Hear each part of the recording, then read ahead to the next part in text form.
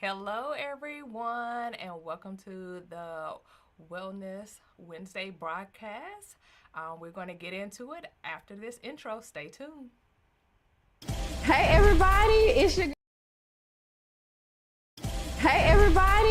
girl Kanitra Moselle, and I am so excited. We just finished up the book and brunch to launch my first book, Grace for This, the devotional.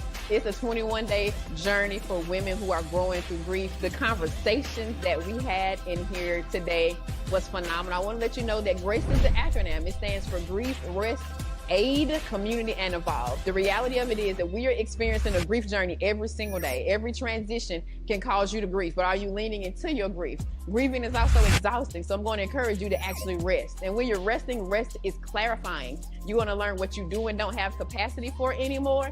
And guess what? You're going to begin to ask with more clarity about exactly what you need. That C stands for community, because when you start asking for help, your people who are meant for this next season are going to respond to your ask, and your community is going to change. And then lastly, when you go through that grace journey, you're going to evolve to the next best version of yourself. So I'm so excited for you to be a part of this journey. You're going to love what we're doing in this community. Follow Kanitra Moselle and follow Grace for This on Instagram and Facebook.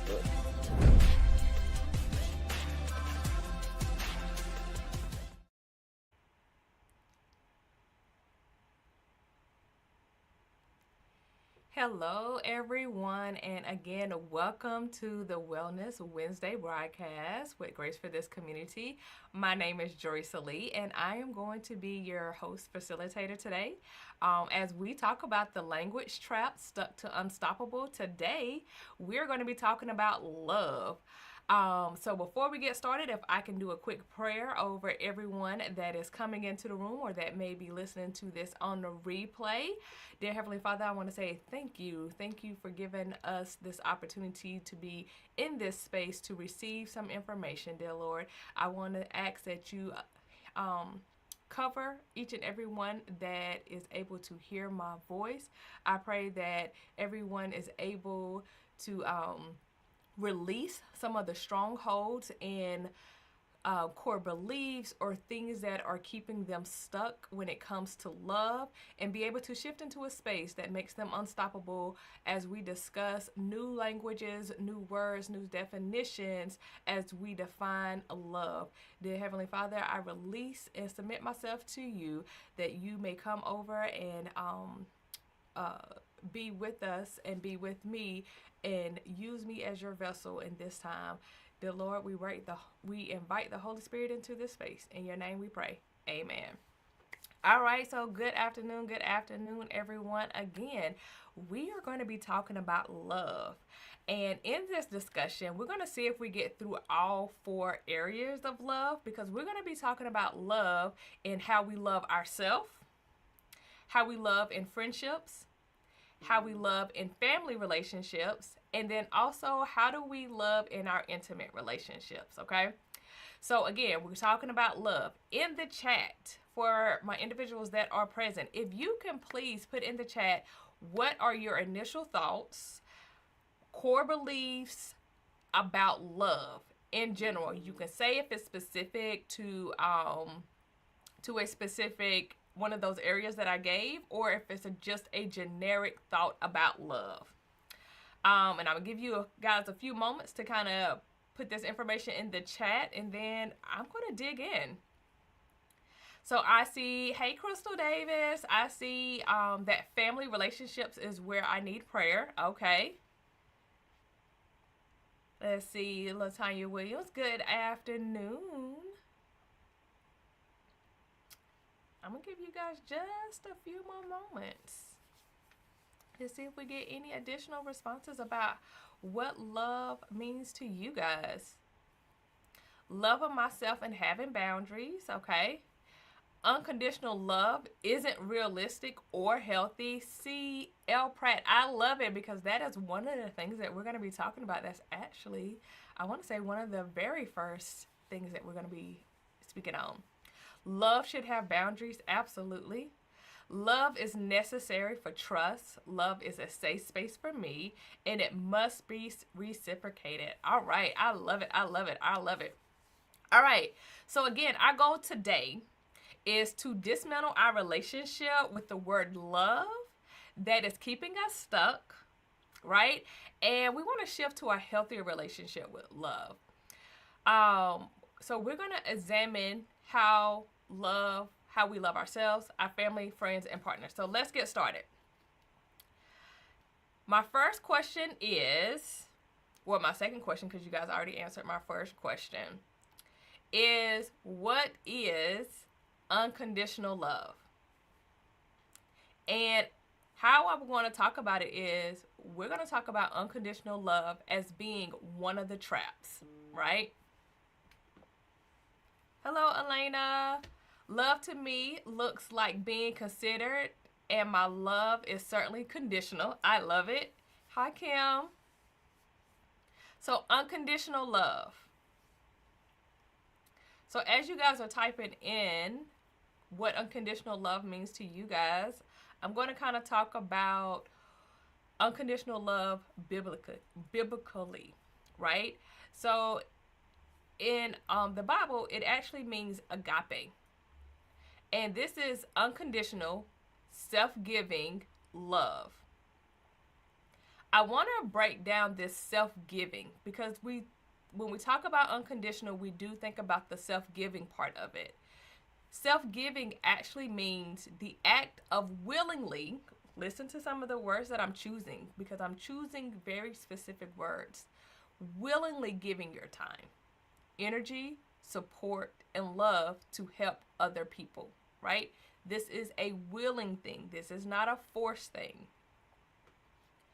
So, agape also means sacrificial, right? Sacrificial means surrendering your time, possessions, and self for God's purpose. Versus when we look at sacrificial in society's terminology, it means giving up something for the sake of others. Now, here's the thing. We can do sacrificial love biblically, which it says giving up of things for the purpose of God. And that may mean that we do have to give something up for someone else, but it's all for God's purpose. If we are giving something up just for someone else's purpose, or giving something up to someone else, but it doesn't serve God's purpose, are we doing what we're supposed to be doing? Right? So there's a big distinction between unconditional love when it's following God's path versus when it's fleshly or society. And I think that's where we start finding ourselves in that trap. When we hear the words, oh, well, you're supposed to have unconditional love. Like you guys said, it is supposed to have some boundaries. The other piece of this is the agape love. It is not to be self-erasing.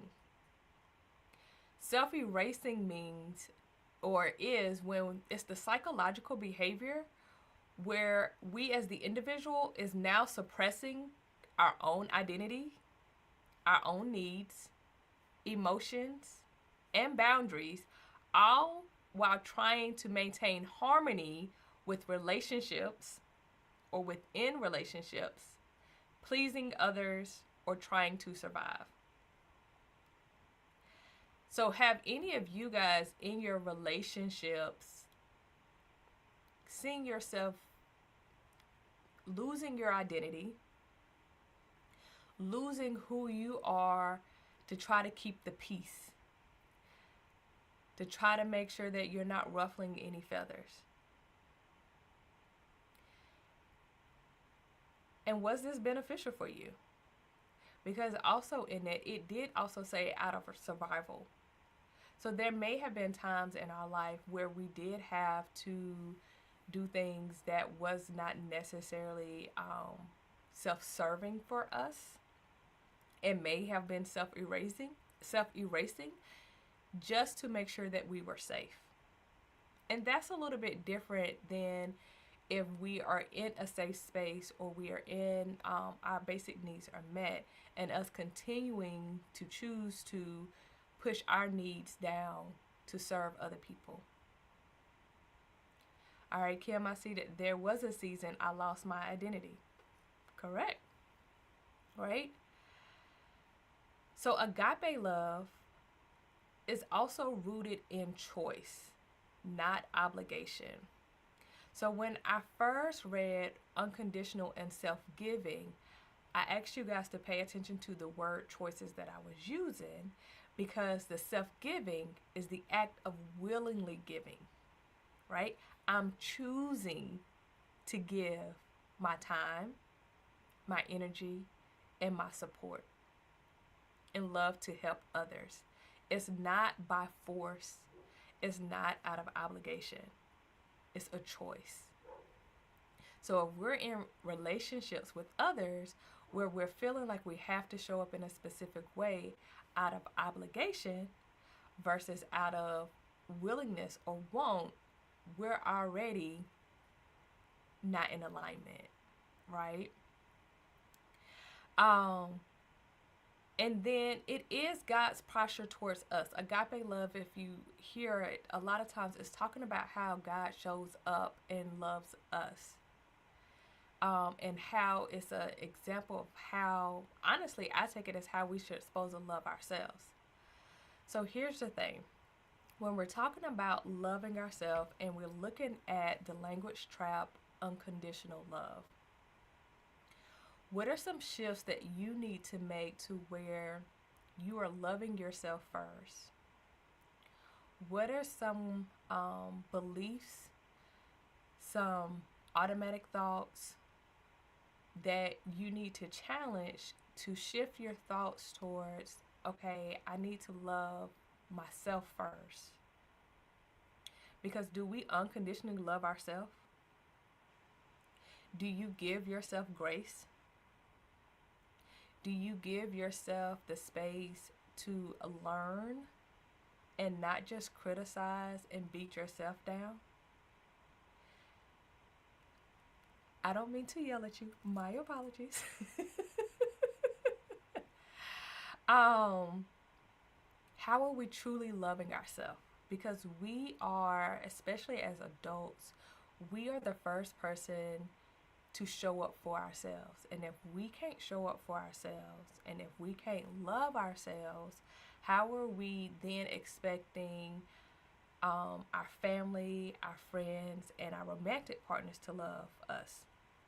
So we have to be the example of how we should be loved before we turn outward to expect others to show us love. Okay? So I'm going to read another comment. Absolutely, it seemed beneficial, but really wasn't. Having kids can give it a different lens as well. Absolutely. Sometimes I did it to protect my kids. Absolutely. Absolutely.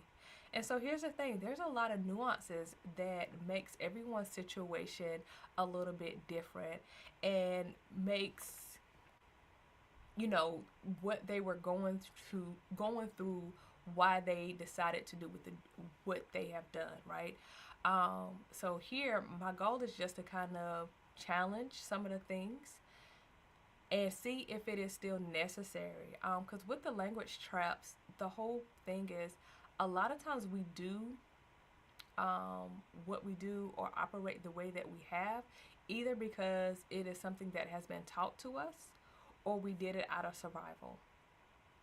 And so we have to really step back and examine, are these things still beneficial? Do I still need to operate in this manner? Or am I in a safe space or in a different space where I have the opportunity to show up differently and shift to a healthier space? Okay. Elena, I was an overgiver until recently.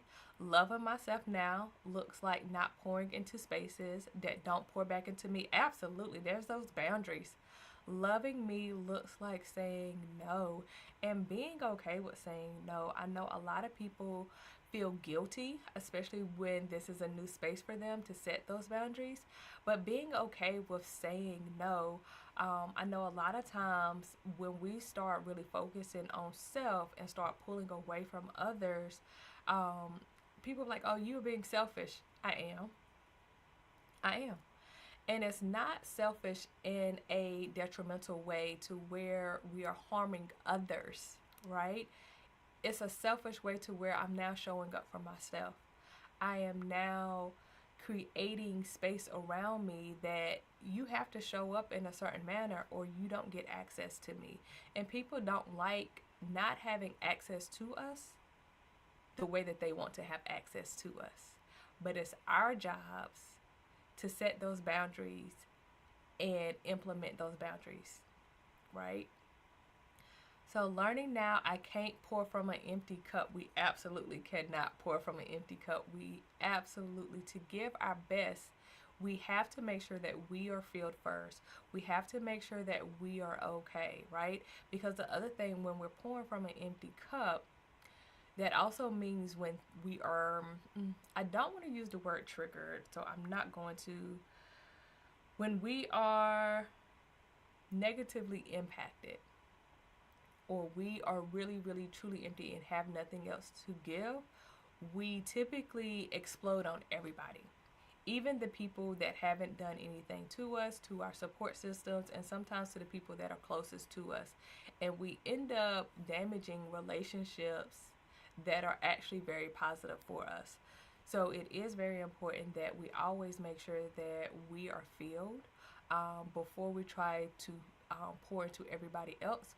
We should be pouring from an overflow and not from what we need or from reserves, if that makes sense. Elena, I'm at work listening. I was excited for this. I will be running this back once I'm off. Such a great discussion so far. All right, Elena, thank you.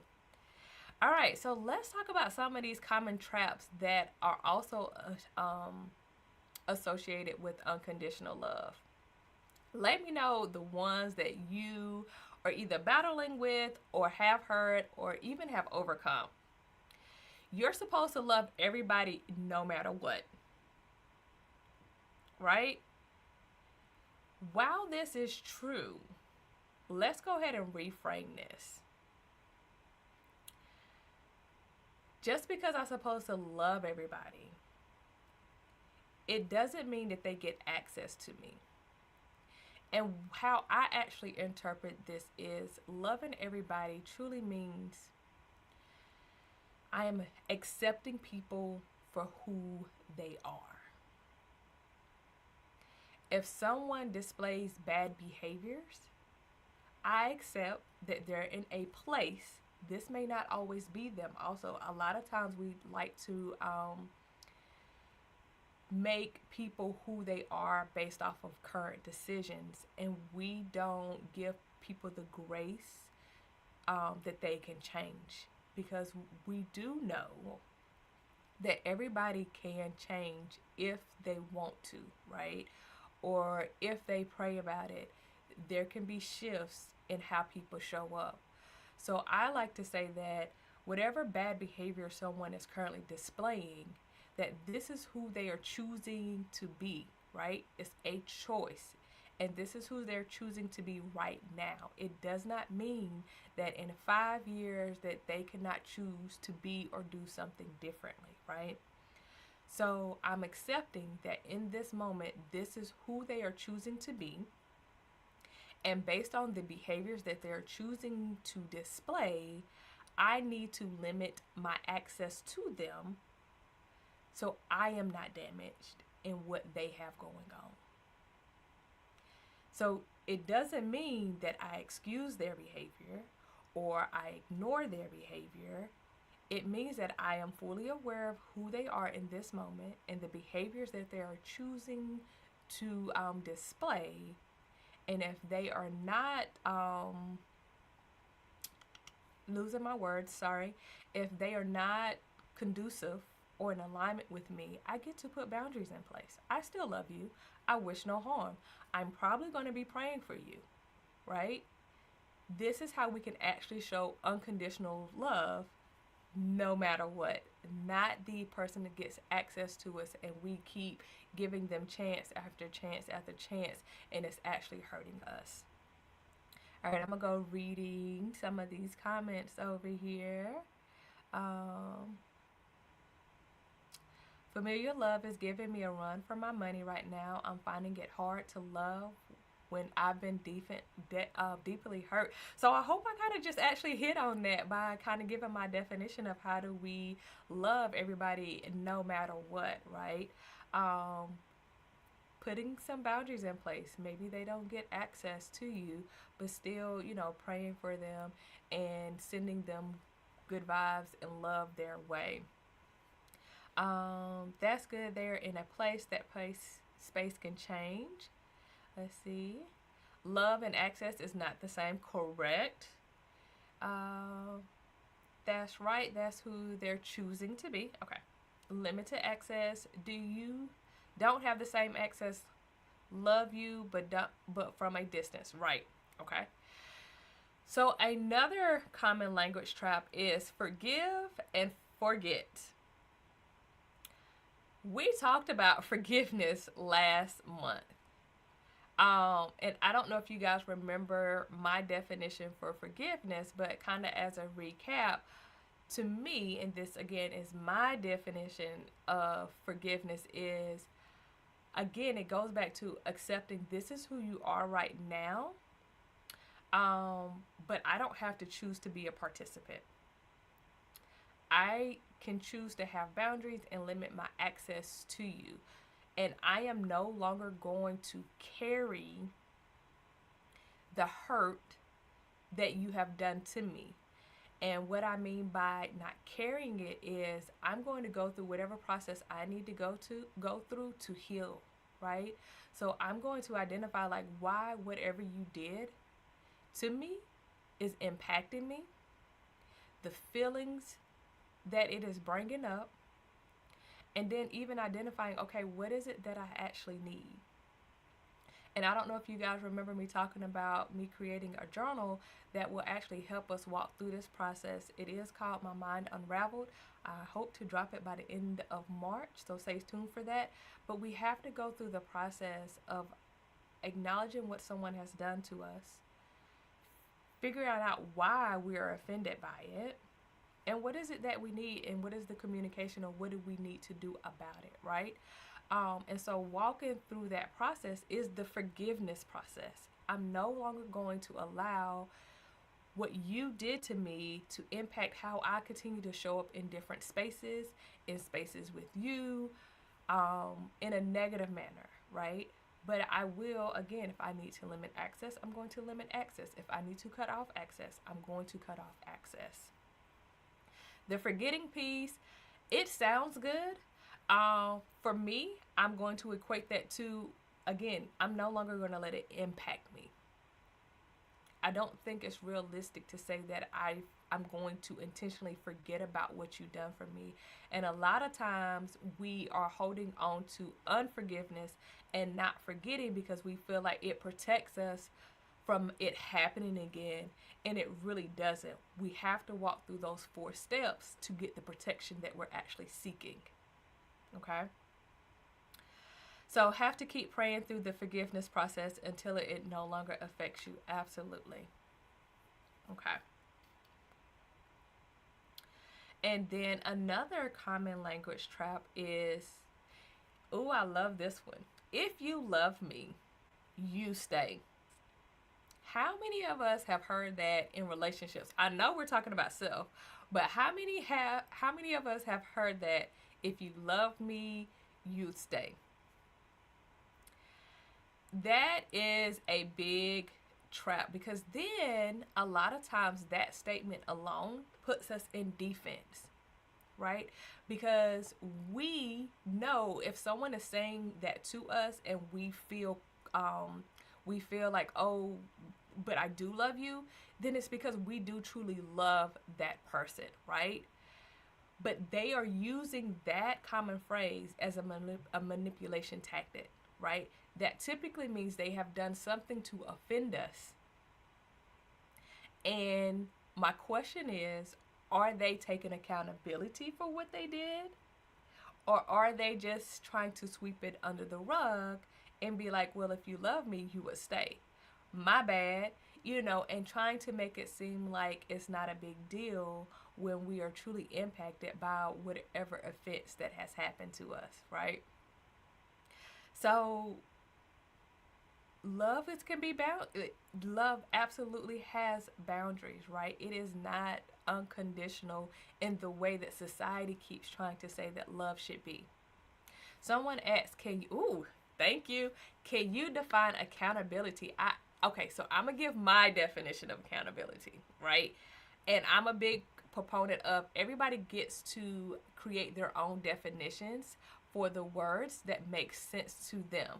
And when we're communicating with others, we have to make sure that when we're using the same common words, that we have the same definitions, right? And so a lot of times you may have to take a pause when you're having intimate conversations and you feel like you're going in a loop and you guys can't get on the same page even though y'all using the same words.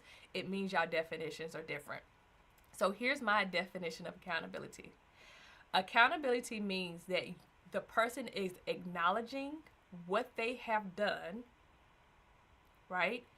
They are acknowledging the impact, positive or negative, that it has had on somebody else, and then they're willing to have a conversation of what the person that has been offended needs to be able to move forward.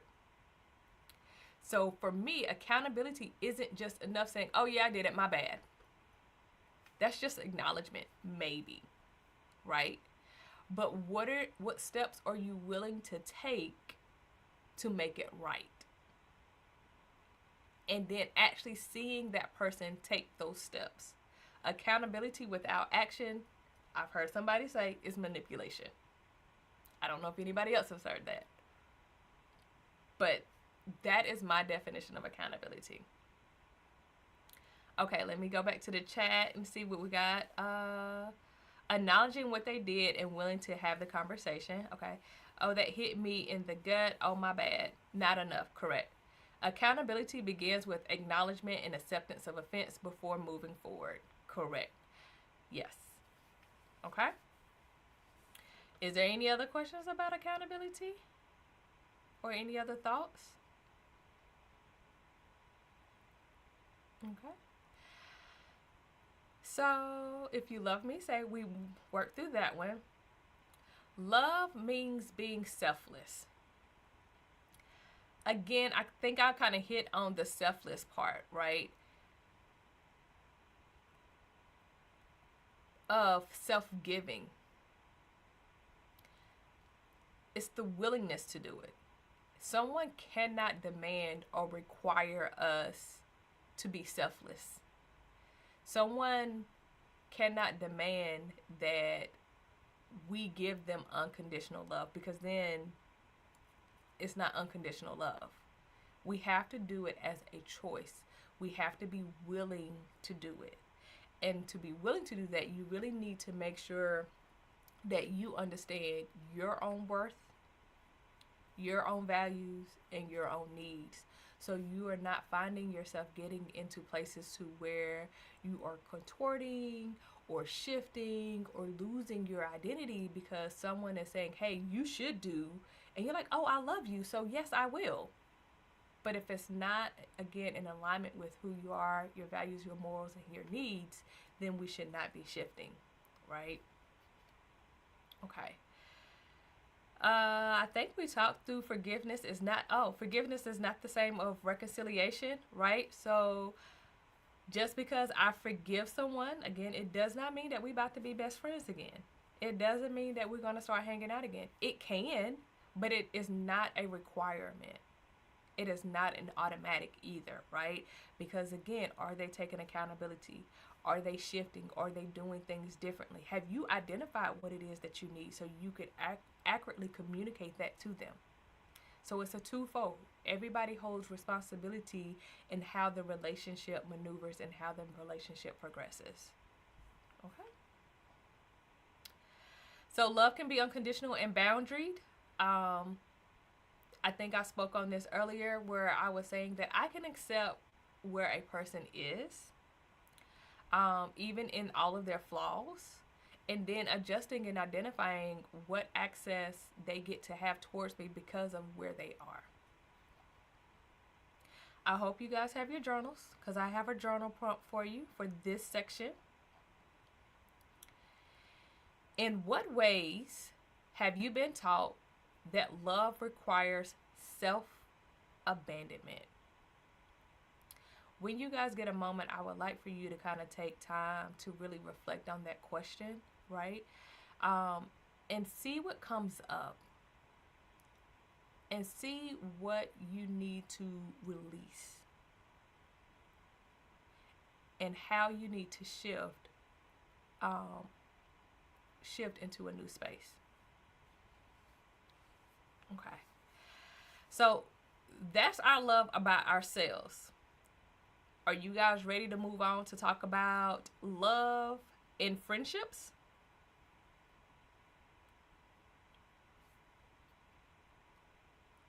And the reason I'm choosing to talk about love and friendships next is because this to me is a foundation, the second step, right? So the first foundational layer is loving ourselves. The second foundational layer is how do we show up in friendships, right? So how do you guys love in your friendships? What are some expectations? How do you define love in your friendships?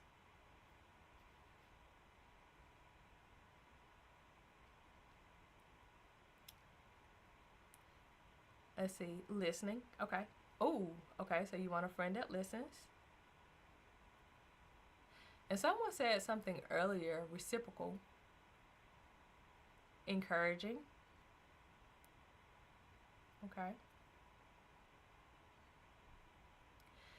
So biblically, this type of love is related to philia.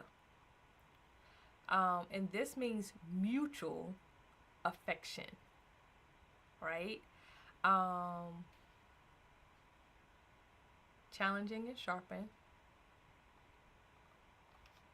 And give me 2 seconds because I want to make sure that, okay, yep. Sorry, I was referring back to my notes.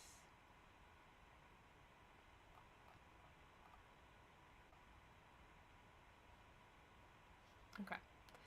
So let me ask you some questions when it relates to your friendships and how your friendships are showing up. And these are some questions that you can sit back and ask yourself too.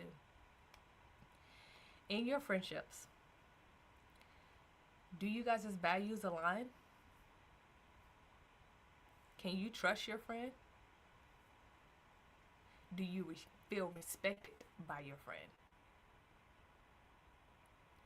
Is there a mutual exchange of support, energy, and affection?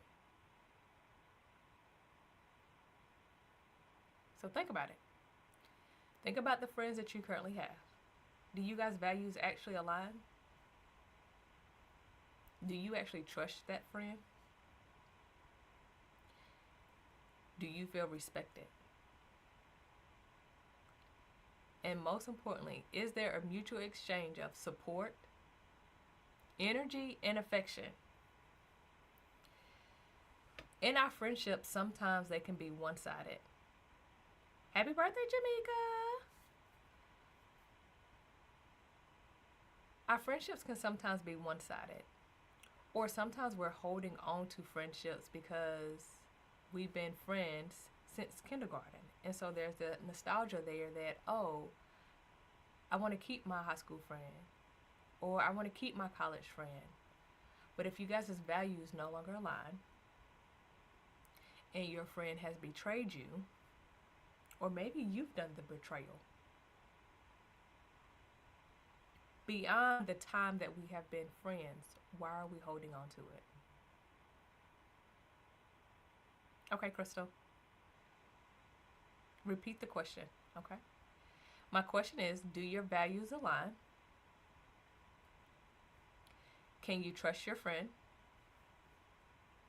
Do you feel respected? And is there a mutual exchange of support, energy, and affection?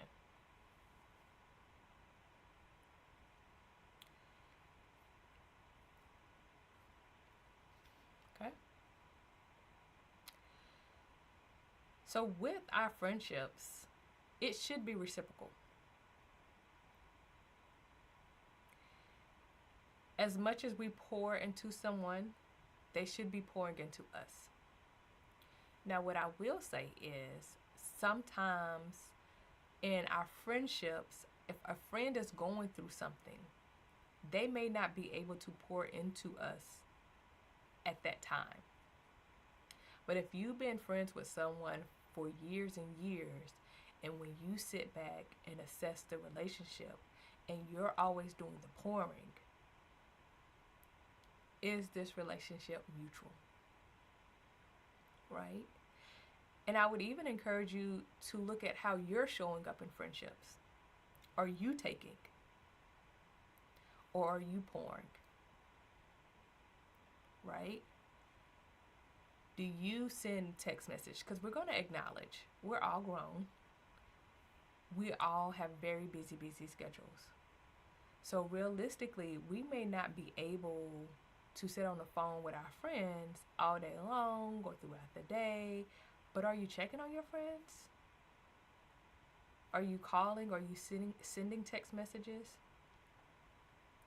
Are you being intentional about scheduling times to hang out? To feed into that relationship?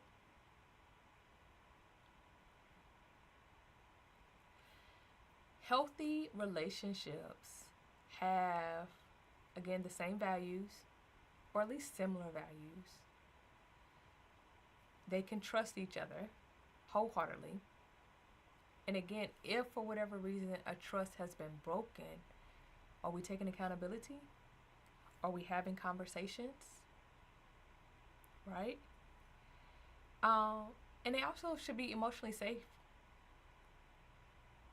Like, I should be able to go to my friends and be able to vent, and they encourage me and they uplift me, but they also hold me accountable. They should be able to call me out on my, girl, you know you was wrong. Right? And then we should be able to do that with our friends. If we have people in our lives who are only takers, we got to let them go. Why are we holding? Why are we holding?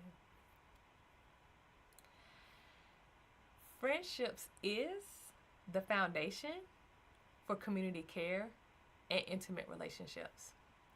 When I'm talking to individuals who are healing from past relationships that has been detrimental to them, and they are ready to get in the space of dating again, one of the things that I always remind individuals is, do you actually know the person?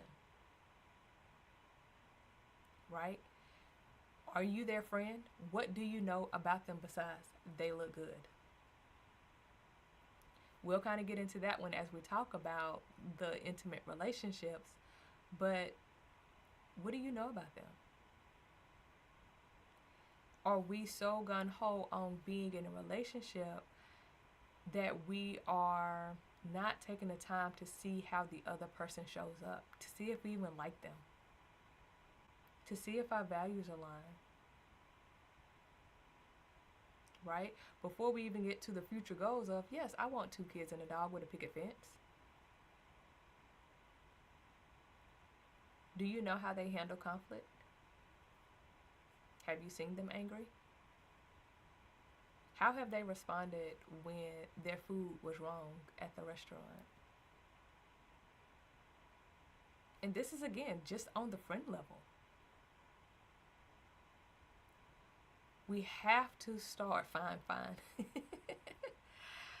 We have to start slowing down and really getting to know people and not entering into spaces, I'm going to say desperation. I know that one might hit a little hard, but getting to know people for who they are and making sure that we are truly aligned before we become intimate friends and develop into different relationships. Okay? So, what are some of the language traps around our friendships? Real friends don't need boundaries. Yes, they do. This statement alone is promoting codependency and one party self erasing, right? Where you're going to end up losing who you are because there's no boundaries. We absolutely got to have boundaries. My friends, unless there's an emergency, don't call me at 1 o'clock in the morning. I'm asleep. My phone's not even going to ring, but don't do it. Right? You can't just pop up at my house. I need you to call me before you coming over. I may not be there. We absolutely have to have boundaries within our friendships. I love this one. If they were your friend, they'll just know. They'll just know what? To me, this one is promoting poor communication. We may know who somebody is, but we absolutely still have to have appropriate communication. We've got to be able to have conversations. We've got to be able to truly understand. Now, there are some friends that we may get to where you can look at them and they know what you're thinking and you know what they're thinking, and then y'all just look. But the expectation that if they were your friend, then they'll just know. I will say, if they were your friend, that they will always have a conversation with you if you have offended them. A lot of times we get caught up in, well, such and such just stopped talking to me without a conversation. I like the saying, they know what they did to me. I guarantee they don't. I guarantee they don't. Unless you have told them, hey, this X, Y, and Z hurts my feelings, or I'm not okay with X, Y, and Z, and they continue to do it, then absolutely they know what they did. But this assumption that once something is done to us one time, that the other person knows what they did is very detrimental. We've got to communicate it. Now, if you don't value the relationship, then maybe we do just let it go without a conversation. But if it's something you did value, we've got to have the conversation. Friendships shouldn't be this hard. So I'm 50-50 on this one. And here's my why.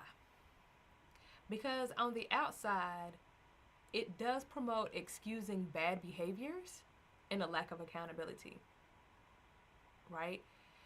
Because I kind of hear that in conversations where one friend is trying to hold another friend accountable, and them using it as an excuse of, man, this friendship shouldn't be this hard. Like, I don't understand. You're not being, like, someone is holding you accountable and asking you to show up in a different way, right? And part of the thing is maybe they don't want to show up in a different way. And this is where the other 50% of me agrees that relationships shouldn't be that hard. They have to have communication. And if the other party is not willing to have the conversation, then it is absolutely going to be hard. But then we're looking at their actions, and maybe they're not a friend. It goes back to that unconditional love, and how do we make sure that we're safe and that we're good, is that person accountable? And if they're not, we may have to let them go. And on the flip side is, are you showing up in this way? Are you taking accountability for your actions and how you're showing up in friendships? Because what are you bringing? Who are you as a friend? So to reframe everything, friendships is a relationships. Relationships require communication. So I think people confuse hard work with work. I think people confuse hard with work. Correct. All relationships are work, but they shouldn't be hard. I agree. You absolutely have to work at your relationships. And if you're open to it, it actually wouldn't be hard, right? Like if you're okay with having conversations that are uncomfortable, then you're just working at it. But if you shy away from uncomfortable conversations, it is going to feel hard. Okay? If there's no communication, reciprocation, respect, or boundaries, just let it go. Absolutely, Kim. Okay? Mutuality also doesn't mean sameness, right? Like I don't want any of my friends to be just like me. I need my friends to be them, but I also need us to have the mutual grounds, mutual respect, and mutual energy pouring into the relationship. And here's a tough thing too that I know a lot of people struggle with is some healthy relationships are still seasonal. Just because the relationship is thriving, it is strong, it is mutual, it is a really good friendship, those can come to an end too. And it doesn't necessarily mean that either party did anything wrong, but you guys have served your purpose for each other, right? Because if it's a mutual, healthy relationship, it means that both of you guys benefited from it. And I don't use the word benefited in the negative connotation that society has on it as using each other, but as we both was able to grow. In our relationship, we both was able to serve our purpose, right? So even in our healthy relationships, they can be seasonal, and we have to be okay with that. And we go through the grieving process. It's not something we just, boom, it's over. But we go through the grieving process of losing that healthy relationship and remembering what we received from it and why it was beneficial and why it was needed in that part of your life. Okay? So here's our prompt for this one. What's one quality you value in a friend? And what is one quality you bring to a friendship?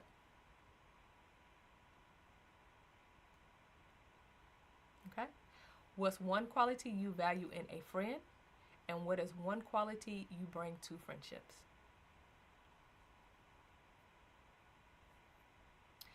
So I see my time is winding down, and we have 2 more sections that we got to go through. We have to go through family love, and we have to go through romantic love. So I kind of already told Kanisha that I felt like there was going to be a part 2 to the love, because I didn't want to rush through this information. I wanted to make sure that it was thoughtful and it was something you guys could take away from and actually apply it. So we're going to actually have a part 2. So our March session will be the part 2, where we pick up and we talk about love in our family relationships and love in our intimate relationships, okay? So again, I hope everyone has received something. I hope that your brain is turning on how to look at these 2 relationships a little bit different, and what love looks like in this relationship, what love looks like in self, what love looks like in your friendships. And next month we will continue the discussion and talk about families and intimate relationships. I appreciate each one of each one of you guys' times. And I will see you guys next month. Have a good one.